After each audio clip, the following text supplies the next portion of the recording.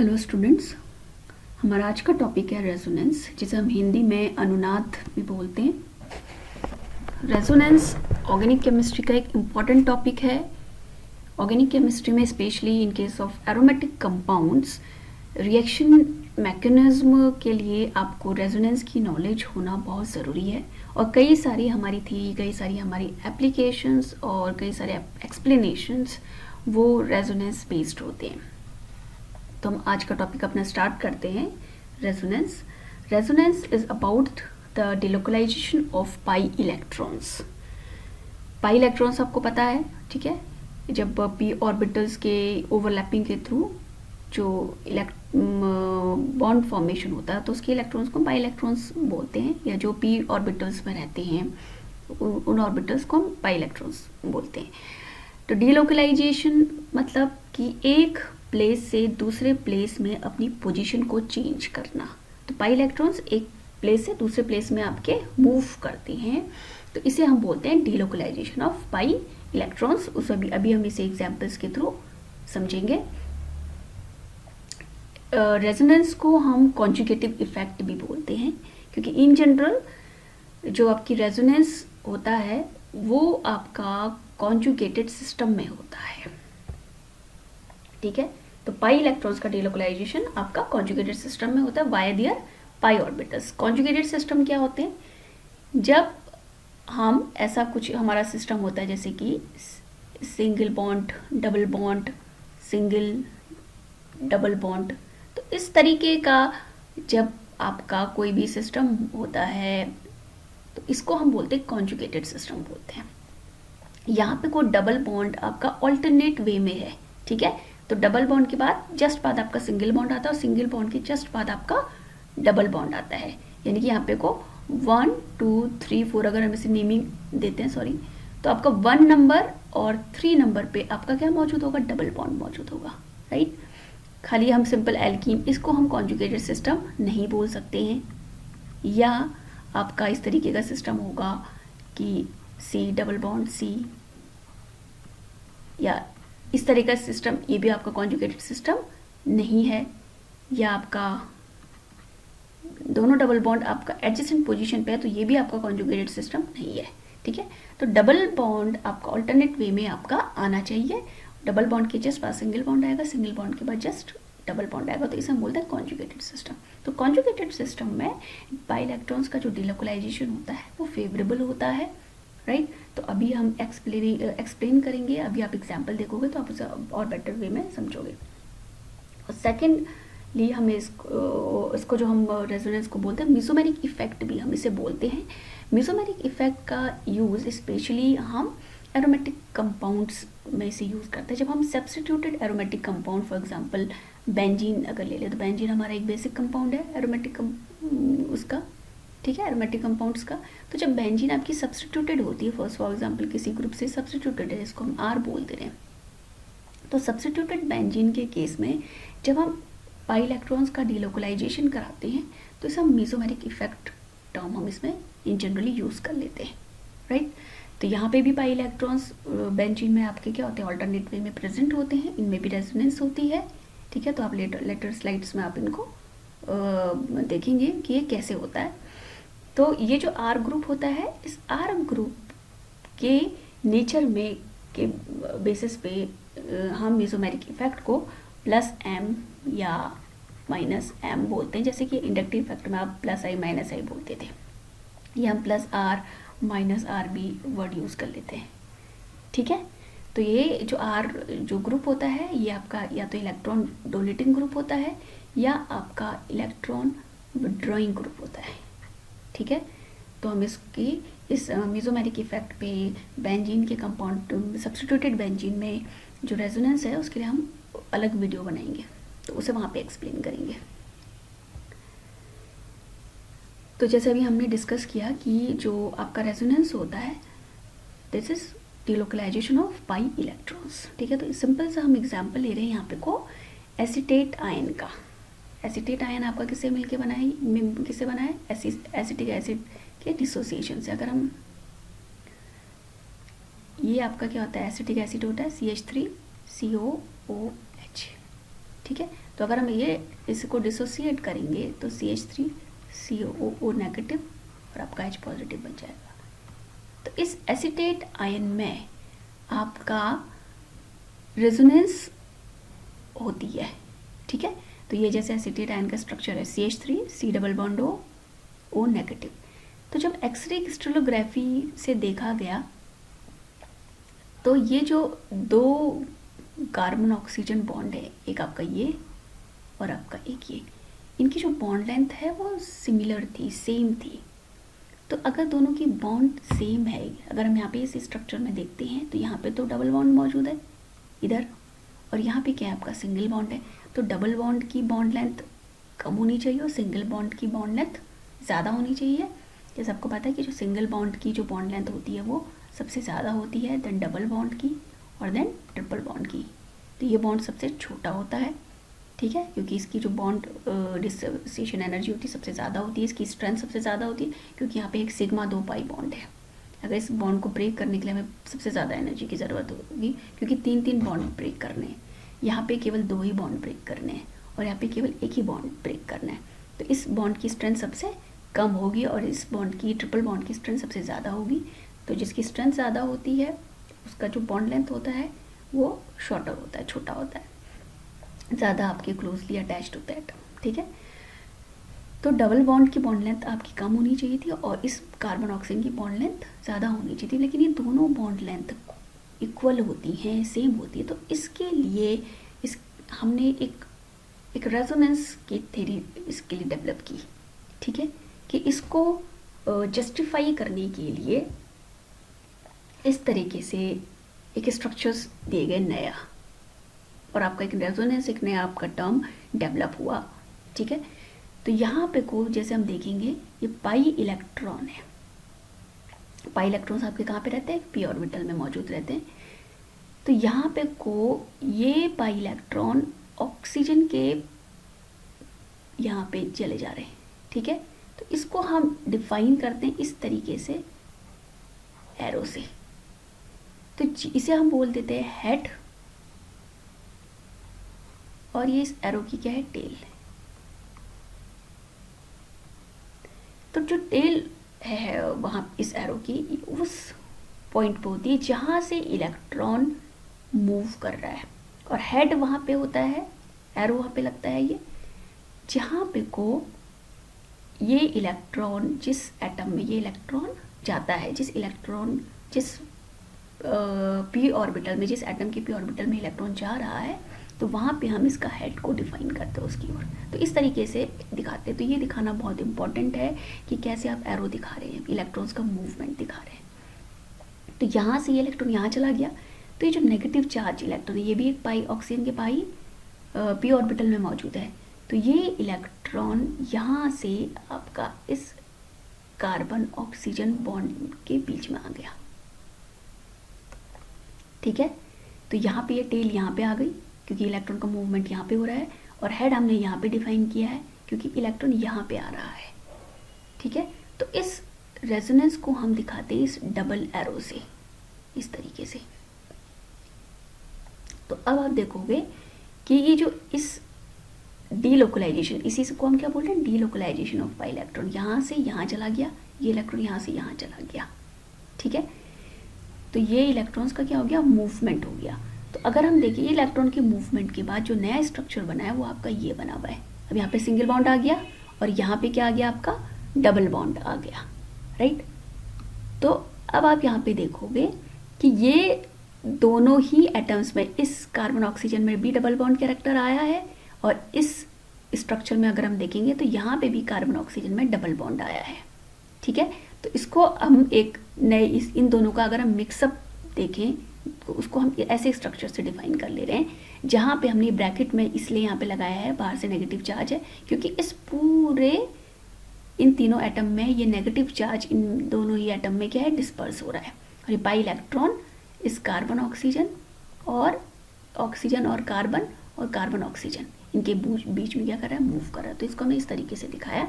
अगर हम यही सेम कार्बोनिल में ये देखते हैं, ठीक है, तो इसमें भी आपका ये जो पाई इलेक्ट्रॉन है ये आपका ऑक्सीजन एटम के पास चला गया है। तो हमने हेड यहाँ पे दिखा दिया ऑक्सीजन के पास और ये टेल यहाँ पे डिफाइन की है, ठीक है।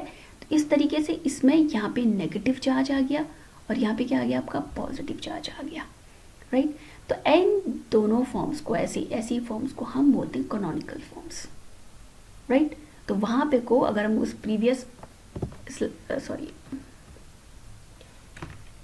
अगर हम प्रीवियस ये स्लाइड में देखेंगे तो यहाँ पे कैनोनिकल फॉर्म्स कौन सी हो गई, ये वाली, और इस फॉर्म को हम बोलते हैं हाइब्रिड फॉर्म,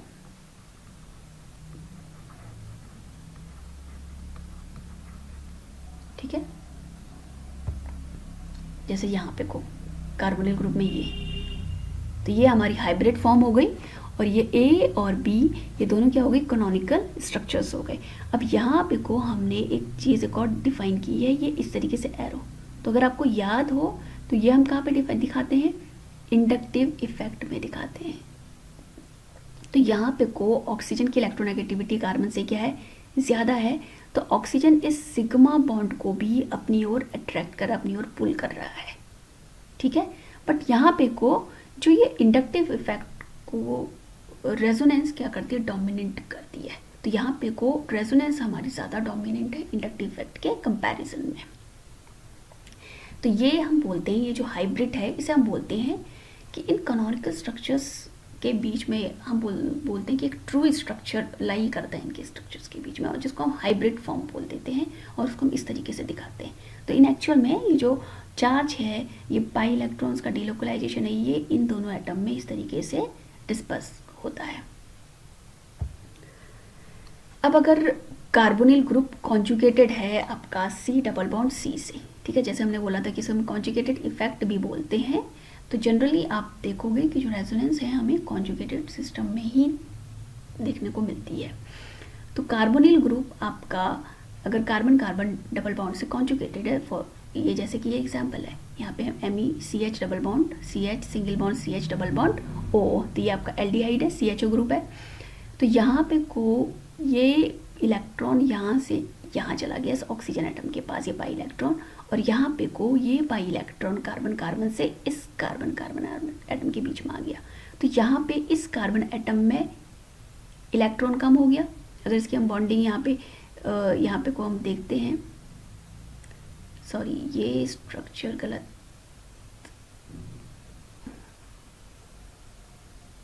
ये आपका ये इस तरीके से बनेगा आपका Me, ठीक है, CH सिंगल बॉन्ड आ गया क्योंकि वो ये इलेक्ट्रॉन कहाँ चला गया, यहाँ पे चला गया, CH सिंगल बॉन्ड आ गया क्योंकि ये इलेक्ट्रॉन कहाँ चला गया, यहाँ पे। तो ऑक्सीजन में हमारा क्या आ गया, नेगेटिव चार्ज, और इस कार्बन एटम में क्या आ गया आपका पॉजिटिव चार्ज। तो ये कार्बन पॉजिटिव हो गया और ये ऑक्सीजन क्या हो गया, नेगेटिव। इस ऑक्सीजन में हमारा नेगेटिव चार्ज, ठीक है। तो यहाँ पे को कार्बन की वैलेंसी कितनी हो गई है, 1 2 3, और एक इसमें आ गया है पॉजिटिव चार्ज क्योंकि यहाँ से इलेक्ट्रॉन एक इसमें क्या हो गया, कम हो गया, ये इसके पी ऑर्बिटल से इस कार्बन के पी ऑर्बिटल पे चला गया, ठीक है। तो यहाँ से यहाँ इसने इलेक्ट्रॉन ने मूव कर लिया, डिलोकलाइज कर लिया। तो अगर मैं इसको इस तरीके से दिखाऊं तो यहाँ पे जैसे आपको पता है, हमने हाइब्रिडाइजेशन ऑलरेडी पढ़ चुके हैं। तो इस कार्बन एटम में ये जो जितने भी ये कार्बन एटम में डबल बॉन्डेड, सभी ये भी इसमें भी डबल बॉन्ड लगा है, इस कार्बन में भी डबल बॉन्ड है, इस कार्बन में डबल बॉन्ड है। तो ये जो यहाँ पे हाइब्रिडाइजेशन होगा इन कार्बन एटम में sp2 हाइब्रिडाइजेशन होगा। तो एक चीज़ हमेशा ध्यान रखिएगा, जब किसी कार्बन एटम में चारों बॉन्ड सिग्मा बॉन्ड होते हैं तो हाइब्रिडाइजेशन sp3 होता है। अगर एक भी बॉन्ड आपका डबल बॉन्ड हो गया तो हाइब्रिडाइजेशन आपका sp2 हो जाता है, और अगर एक ट्रिपल बॉन्ड आ गया sp हो जाता है। या हम ये कहें कि चारों सिग्मा बॉन्ड है तो sp3, अगर एक पाई बॉन्ड आ गया कार्बन में अटैच जुड़ गया तो sp2, और अगर 2 पाई बॉन्ड हो गए, जैसे यहाँ पे 2 पाई बॉन्ड है तो sp हाइब्रिडाइजेशन हो गया। तो इस तरीके के स्ट्रक्चर में भी और इस तरीके के स्ट्रक्चर में भी, क्योंकि यहाँ पे भी 2 पाई बॉन्ड है तो इसका भी हाइब्रिडाइजेशन क्या होगा, sp।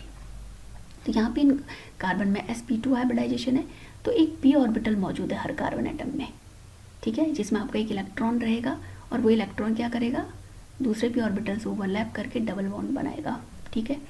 तो यहाँ पे को ये जो p ऑर्बिटल है तो ये आपस में ओवरलैप करके क्या बना रहे थे,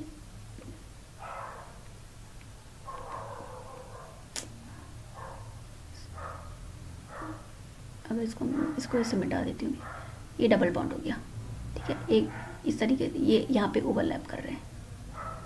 तो यहाँ पे ये जैसे कि आपका ये फर्स्ट वाला स्ट्रक्चर है, ये वाला, और अगर ये वाले स्ट्रक्चर की हम बात करते हैं तो यहाँ पे को ये और ये पी ऑर्बिटल आपस में ओवरलैप कर रहे हैं, ठीक है। तो आप यहाँ पे देखोगे कि इन चारों, ये कार्बन, 3 कार्बन और ये ऑक्सीजन, इन चारों के पी ऑर्बिटल रेजोनेंस के थ्रू, ठीक है, सभी आपका आपस में ओवरलैप कर रहे हैं, यानी कि जो इलेक्ट्रॉन, पाई इलेक्ट्रॉन्स हैं, ये इन चारों एटम्स में मौजूद है, पाई बॉन्ड। तो डबल, इस कारण से यहाँ पे A double bond character in 2 carbon atoms के बीच में भी आ रहा है और इन 2 कार्बन एटम के बीच में भी आ रहा है और इस कार्बन और ऑक्सीजन एटम के बीच में भी आ रहा है डबल बॉन्ड। तो सिंगल बॉन्ड डबल बॉन्ड से क्या होता है, sorry, double bond single bond से क्या होता है, ज़्यादा स्टेबल होता है। तो सारे इन चारों एटम्स में डबल बॉन्ड कैरेक्टर आ रहा है। तो इस वजह से जो रेजोनेंस है ये आपकी स्टेबिलिटी क्रिएट करती है कंपाउंड में, ठीक है। अगर आपका डबल बॉन्ड कैरेक्टर आएगा तो सिंगल बॉन्ड से डबल बॉन्ड कैरेक्टर में वो जंप कर दे रहा है डीलोकलाइजेशन के थ्रू, तो ओब्वियसली आपका जो रेजोनेंस है के कारण उस कंपाउंड में, पर्टिकुलर कंपाउंड में क्या आएगी, स्टेबिलिटी क्रिएट होगी, ठीक है, एक्स्ट्रा स्टेबल हो जाएगा वो। Are you getting my point? ये आपका ये जो तो पाई बॉन्ड, ये पी ऑर्बिटल है, अगर हम बोलेंगे डबल बॉन्ड जो है वो आपका, जैसे हमने बोला कि डबल बॉन्ड की स्ट्रेंथ क्या है, सिंगल बॉन्ड से क्या है, ज़्यादा है, ठीक है। तो अगर किसी एटम में 2 एटम्स के बीच में डबल बॉन्ड कैरेक्टर आ जाएगा तो उसकी स्टेबिलिटी क्या हो जाएगी, बढ़ जाएगी। तो इसीलिए इन चारों एटम्स में आपका डबल बॉन्ड कैरेक्टर आ रहा है due to the delocalization of pi electrons. तो इसीलिए जो रेजोनेंस है इस कंपाउंड में क्या क्रिएट कर रही है, स्टेबिलिटी क्रिएट कर रही है। अब हम देखते हैं delocalization of pi electrons in benzene. जैसा आपको पता है कि 1865 में केकुले ने इसका स्ट्रक्चर प्रपोज किया था बेंजीन का, अपनी अपनी प्रीवियस क्लासेस में पढ़ा होगा। तो ये है हमारा बेंजीन, ठीक है।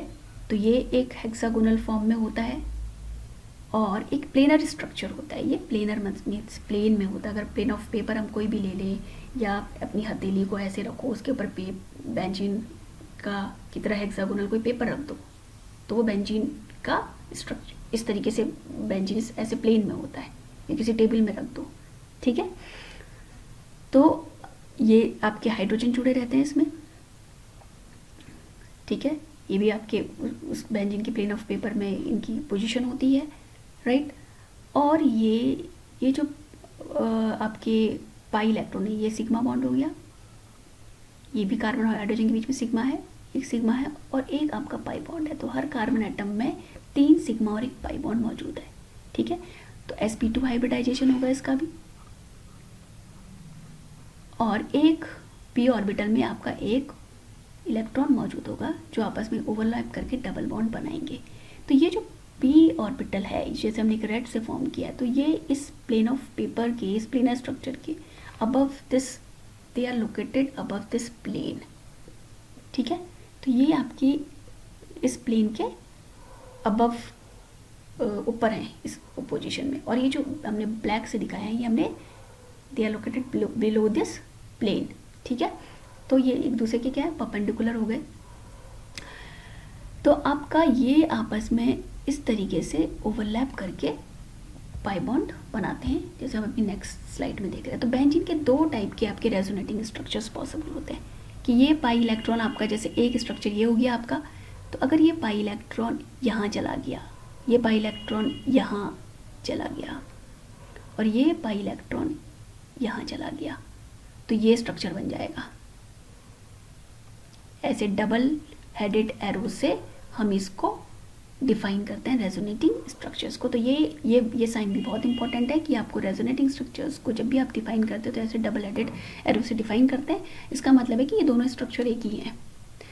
तो यहाँ पे को इस तरीके से ये बेंजीन का रेजोनेंस के थ्रू दूसरा स्ट्रक्चर फॉर्म हो गया, और अगर हम ऑर्बिटल फॉर्म में देखें तो यहाँ पे इस कार्बन कार्बन के बीच में ओवरलैपिंग हो रही है, और यहाँ पे ये इन कार्बन कार्बन एटम्स के बीच में ओवरलैपिंग हो रही है। ठीक है, तो आप यहाँ पे देखोगे कि इस कार्बन कार्बन के बीच में भी ओवरलैपिंग हो रही है, पाई बॉन्ड बन रहा है, और इस कार्बन कार्बन एटम के बीच में भी, इस स्ट्रक्चर में देख रहे हैं तो इस कार्बन कार्बन एटम के बीच में भी आपकी क्या हो रही है, ओवरलैपिंग हो रही है। तो बेंजीन के चारों एटम्स आपके क्या कर रहे हैं, ओवरलैप कर रहे हैं रेजोनेंस के थ्रू। 6 के 6 जो एटम्स में उनमें आपकी पाई बॉन्ड फॉर्मेशन हो रही है। तो इसीलिए हम बेंजीन का स्ट्रक्चर इस तरीके से दिखाते हैं। ठीक है, तो ये जो बीच में सर्कल है, तो ये सर्कल डिफाइन कर रहा है कि जो पाई इलेक्ट्रॉन्स हैं ये 6 के 6 कार्बन एटम्स के बीच में डिस्पर्स हैं। 6 के 6 एटम्स आपके पाई बॉन्ड फॉर्मेशन में इन्वॉल्व हैं। और इलेक्ट्रॉन डिफ्रैक्शन स्टडी के थ्रू, इलेक्ट्रॉन डिफ्रैक्शन XRD या एक्स क्रिस्टलोग्राफीज के थ्रू हम बॉन्ड लेंथ को डिफाइन कर सकते हैं किसी कंपाउंड में। तो यहाँ पे देखा गया कि जो कार्बन कार्बन बॉन्ड लेंथ है बेंजीन की वो आइडेंटिकल है 139.5 pm अराउंड, जो कि सिंगल बॉन्ड और डबल बॉन्ड के बीच में है। ठीक है, डबल बॉन्ड की आपकी 133 होती है, इससे कम होगी, और सिंगल बॉन्ड की से ज़्यादा होती है। तो ये इंडिकेट कर रहा है कि ये जो पाई इलेक्ट्रॉन्स हैं they are not localized in alternative double bond, यानी कि केवल double bond alternative double bond पे लोकलाइज नहीं है, बल्कि चारों रिंग के पूरे रिंग में ये स्प्रेड आउट है। ठीक है, सॉरी,